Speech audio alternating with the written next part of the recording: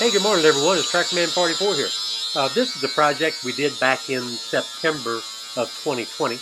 It's for my son's job. He's got a road grader that he's running that the coffee cup holder is, I don't remember, this one is non-existent. And so we're making a coffee cup holder that's going to actually fit into a specific location in the cab. This is part 2, and I'm going to show you part 2 before part 1 because on part 2 we didn't get any footage of the road grader, and on part 1 we didn't get any footage of the fabrication of the coffee cup holder. So we're actually going to make 2 of these. Both of them are different for 2 different road graders. One road grader fairly new, another road grader fairly old. So hang in there, bear with me, and we'll get through this together.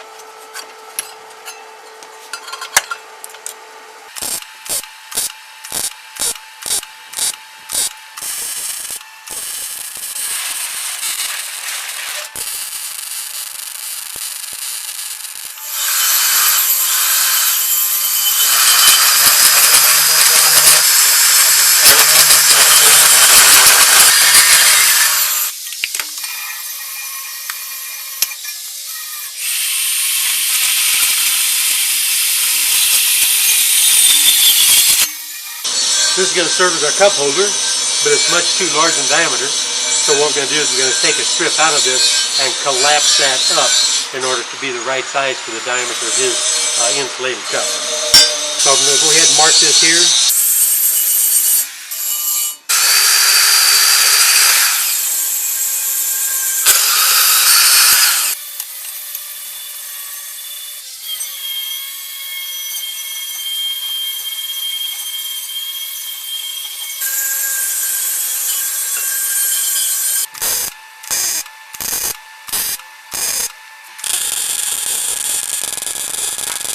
So what we made was a 5" by 5" box with an 1.5" tab sticking out for one of the existing bolts that's in the frame of the cab, with another one 4" on center directly across from that.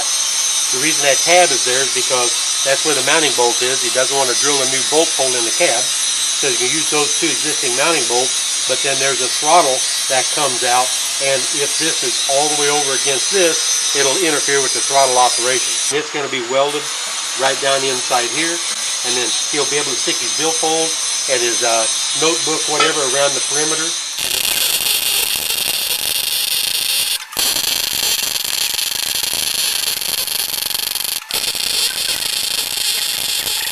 So here we go, there's a finished project. You can see the bolt holes right here, and we put access so that the bolt will pass right through there and go right into the existing hole. And what he's going to do yet on this one, instead of putting Flex Seal on this, he's going to spray paint it Caterpillar yellow. This is an entirely different setup than what the other one was, and we've got a piece of rubber down inside there to kind of take up the shock, and then this is going to set in there and just work perfectly. But at any rate, that's the way it worked out, really fairly nice. And as you're ready for paint, we're happy about it. So there we have it. There's another quick and simple little project done, for the benefit of my son on the job site.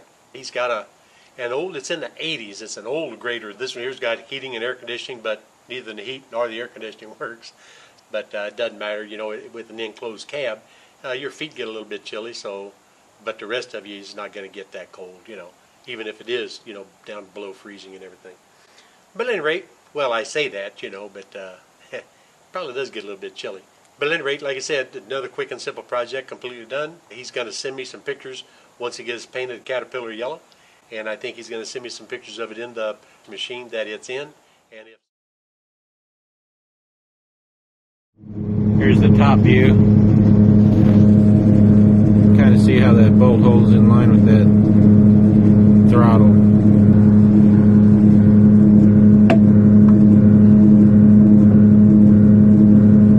It fits just fine.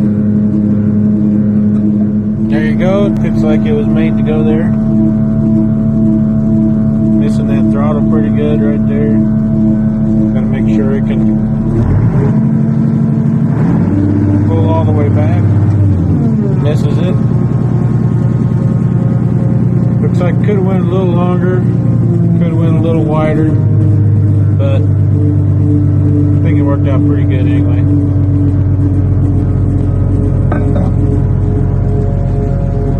Perfect. Here's my new fancy rig. You see, you get 4 levers over here, 5 levers over here, and then you have manual shifting and parking brake, and your hand throttle. Got your foot throttle down here. You have to kill it by pushing back on that one back there, but it actually doesn't work. You have to pull up on the foot throttle to actually kill it.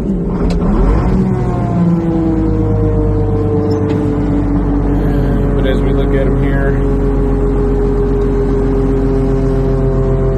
this one's your blade up and down.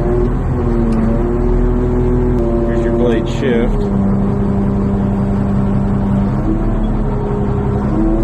This is your rotate.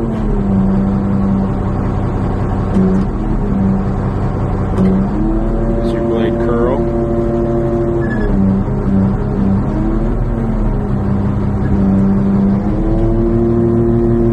Then over here you have you can shift the whole thing over.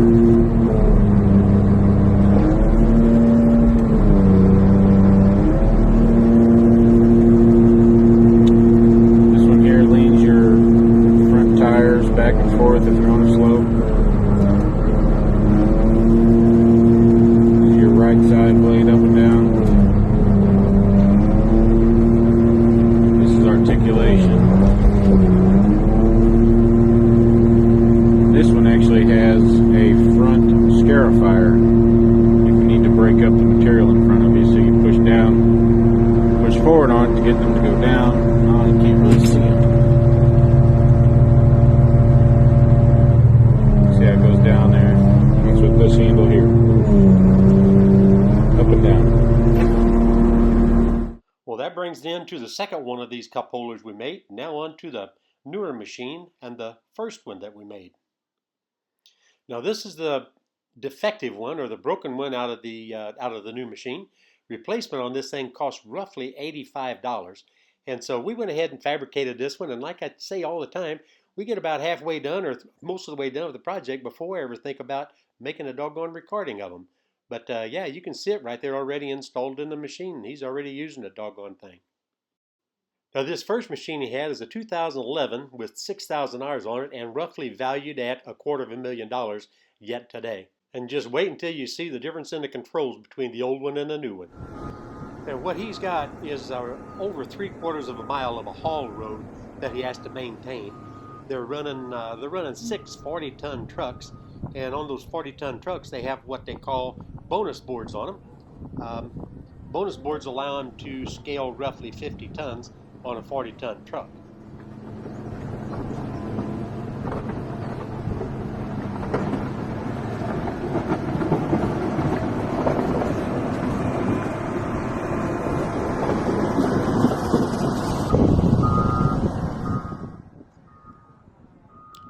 Now what he's doing, he's backing up and he's going to do a little dance with the grader, just kind of move the moldboard and everything around, up and down, left, right, tilt it, curl it, and do all the things that he normally has to do when he's shaping the road bed.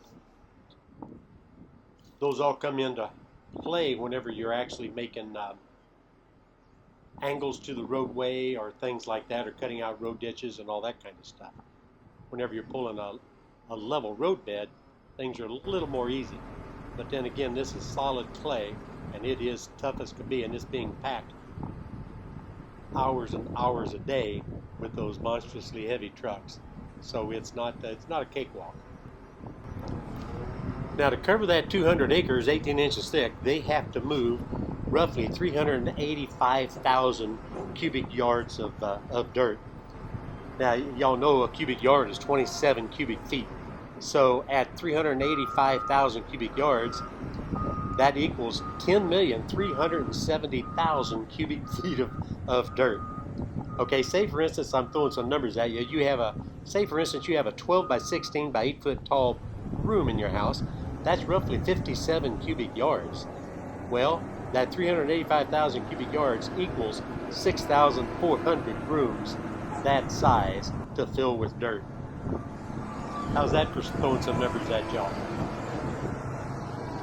I don't remember exactly how long he was on that project, but he worked many 6-day work weeks and 10-hour days.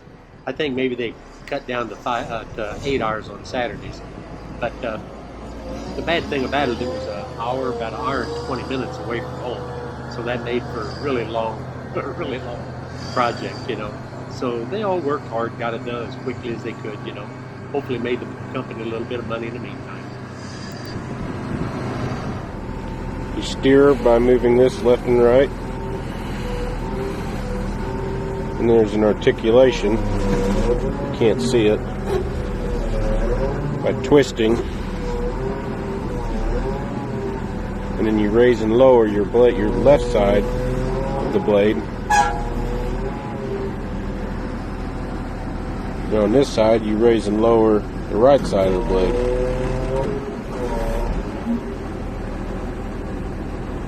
And then if you move to the left, you move the blade to the left. To the right, move the blade to the right. If you twist it, it rotates the turntable to angle your blade.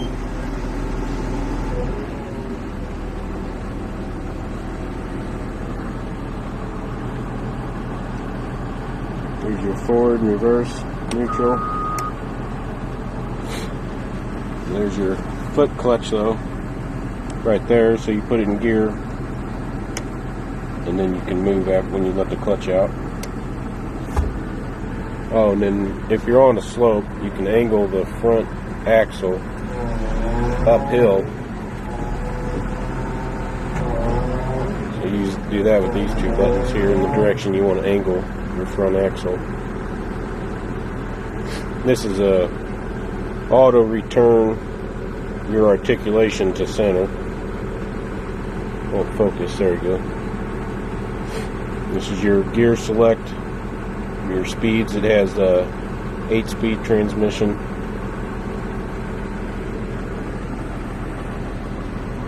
On this one, this is your pearl for your blade.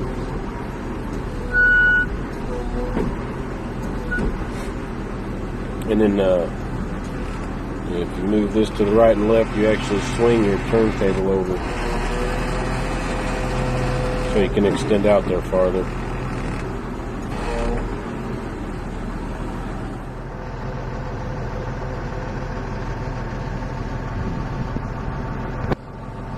Pretty tough to be an operator these days. Got radio and heat and air conditioning.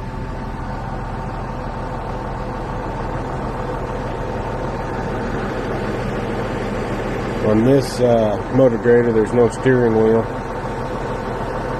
You just have 2 handle controls to do everything. Now, I've been wondering when he's going to get around to showing us the cup holder. This one here is not painted cat yellow. This has got that fancy coating on it, but it's black. If you see, it had a specific angle and a specific size that had to fit in that location right there. And we made it the exact size to fit the original location of that one that you saw all broken up. Now, you know, when you're on those jobs where they're moving so much dirt, they're using those scrapers and also the haul trucks. The key to that is keeping them running as fast as what they can. A lot of these jobs, they have a tendency to not maintain the haul roads, and consequently you end up with the trucks, the haul trucks, having to drive slower because of the condition of the roadbed. So it's worth the money to have an operator full-time doing nothing but maintaining the road, especially when it's in clay conditions like this, lots of rain, and such a long distance that they've got to travel. Like I said, we forgot to make a video of actually making the cup holder for this one here, but he got me footage of actually running the road grader. And then the other one, he didn't give me any footage of running a road grader, but I had thought about filming the fabrication of that cup holder. So that's why I tied both of the videos into one.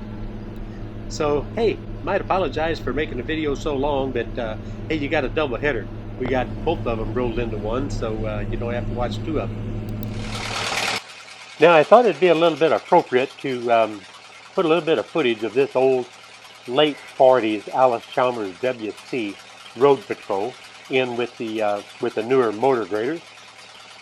For some of the viewers that might not have seen the old video in the past that I just put up about starting this thing up for the first time in a while. The old clutch was a little bit sticky there, but it loosened up pretty quick. But at any rate, you think there's any difference in creature comfort and amenities whenever you look at the things that my son's operating versus this thing right here? As you hang in there just a few seconds, I'm going to show you something that probably curl your hair. Because I guarantee there's going to be some of you that have never seen anything like what I'm going to show you. Hopefully I'll remember to tag this thing in the end screen if there's some of the new viewers that might want to go back and see the first starting this thing in several months or however long it's been. Hey man, them old timers back in the day, they didn't need none of these stinking hydraulics or anything. They just grabbed those hand wheels and made it go up and down and did everything by hand. Now what you're going to see here in just a couple seconds is the old road grader we had out on the farm that me and my brothers grew up with. Now this thing was originally pulled with a tractor. We've had it on the farm since I was just a little bitty kid, and I don't know how much roadway we had out there, but we hauled creek gravel all the time, and that's what we'd had to do is just maintain the roads across the farm with this old grader right here, pulled with one of the old Massey Harris tractors. One of these days I'll do a more in-depth video and show y'all exactly how all this stuff interacts and how it works. And this is TractorMan 44, and I'm out of here for good now.